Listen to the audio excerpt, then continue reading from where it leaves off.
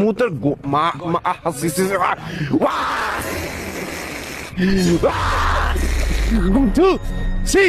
আসসালামু আলাইকুম।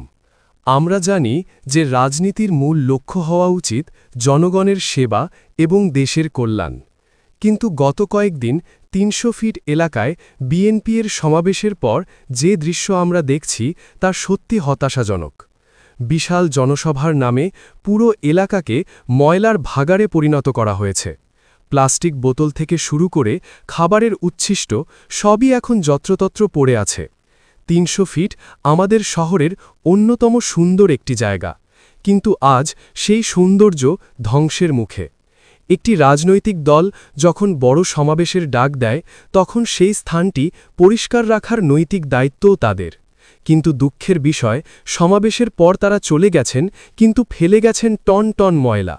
আমরা যারা ইসলামের আদর্শে বিশ্বাস করি তারা জানি যে পরিচ্ছন্নতা ঈমানের অঙ্গ। রাজনীতি মানে কেবল ক্ষমতার লড়াই নয়, রাজনীতি মানে পরিবেশ আর সাধারণ মানুষের প্রতি দায়বদ্ধতাও।